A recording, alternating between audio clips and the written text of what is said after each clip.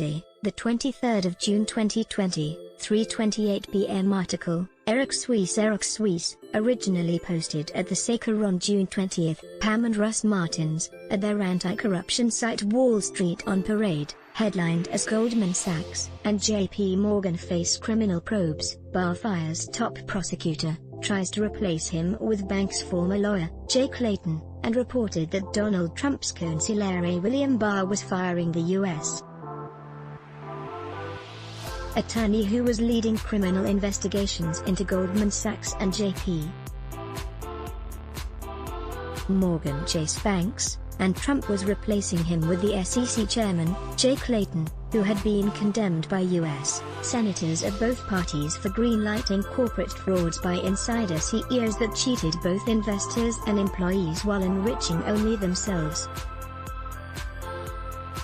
Clayton, whose career had been spent defending major U.S. corporations at the old Dulles Brothers law firm of Sullivan and Cromwell, owned over $1 million worth of stock in WMB Holdings, which was connected with numerous firms whose agent was the infamous Mossack Fonseca, many of them offshore companies, and this company, WMB, and its affiliated partners, Delaware Trust Company and SEC, are conduits for creating shell corporations and other sketchy vehicles used in tax evasion and money laundering.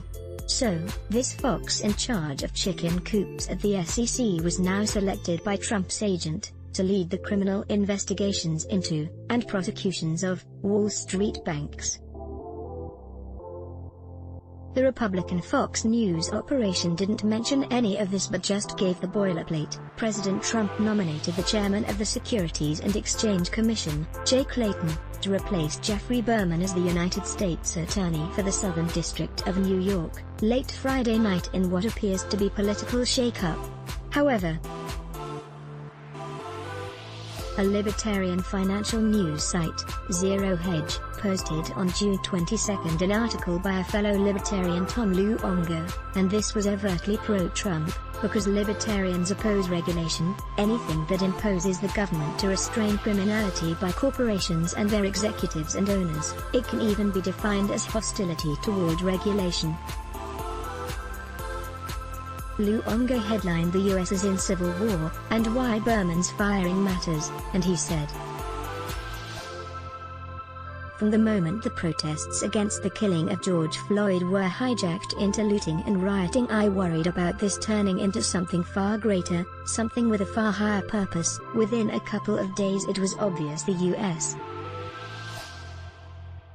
was now the subject of a color revolution of the same type and build-up that occurred in places like Ukraine, Georgia, Egypt, Serbia and others. And it's pretty clear the color for our revolution isn't orange or brown or violet, it's black. The questions I have are why this is happening now? The obvious answer is the full court press to deny Trump a second term. That's a practically stated goal at this point.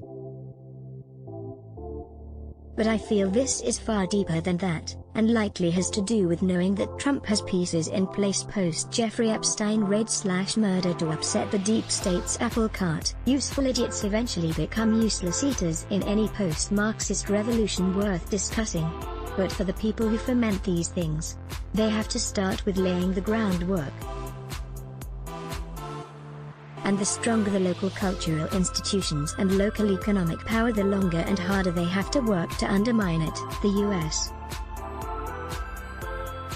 has been under constant attack this way since before even World War II, going back to Comintern, which never ended. It just morphed into today's NGOs. Trump and Orban represent leaders who understand this problem explicitly and are trying to dismantle the apparatus arrayed against them. No mention is made in any Republican media regarding the obvious corruptness of Trump's having chosen to lead the SEC, a corporate insider and professional defender of corporations, who also happens to be an investor in a money laundering operation, and now reassigning him to become instead the U.S.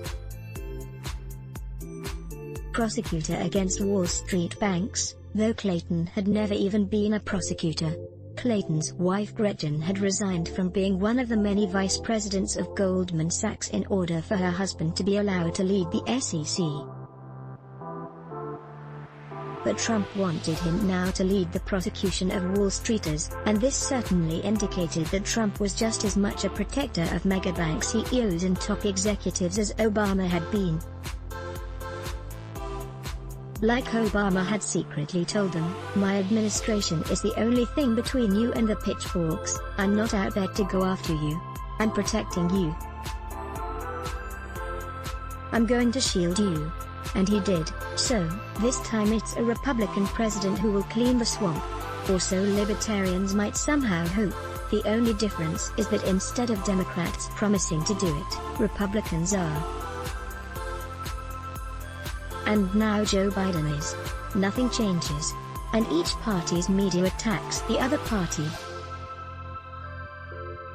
Later, on June 20th, was announced that Berman's deputy Audrey Strauss would leave the office on an interim basis, as acting prosecutor on Wall Street, and that Berman said of her, "She is the smartest, most principled, and effective lawyer with whom I have ever had the privilege of working." She had been an elite corporate defense lawyer, as had been her boss, Berman. None of them had had any experience as a prosecutor. All of them were career defenders of America's top corporations. That's the type of career the U.S. government wants to police Wall Street, and the American public thinks that this is an acceptable government. The problem isn't only Trump, and it's not only his opponents. It instead is virtually everyone who ascends to the top of the U.S. government. If one's career isn't dependent upon American billionaires, then one stands next to no real chance to make it into that level. Billionaires also control the news media. So, the public accept this system, the system that basically authorizes billionaires to control the government. It's the modern form of serfdom, and it's called democracy. People such as Clayton, Berman, and Strauss might represent different megacorporations, but they know their place and whom their real bosses are. Their bosses might be different individuals, but they all are of the same class. It's a class of around 600 individuals. And it's the class that controls this government. One class, two political parties, but really just one big party. Copyright Scoop Media. Join the Scoop citizen community. 20 years of independent publishing is a milestone, but your support is essential to keep Scoop thriving. We are building on our offering with Feedig.nz, our new in-depth engaged journalism platform. Now, more than ever, sustainable financial support of the Scoop Foundation for Public Interest Journalism will help to keep these vital and participatory media services running. Find out more and join us. Become a member. Find out more. Let's block ads. Why? Show your love for him. Click the link in description. Thanks for watching.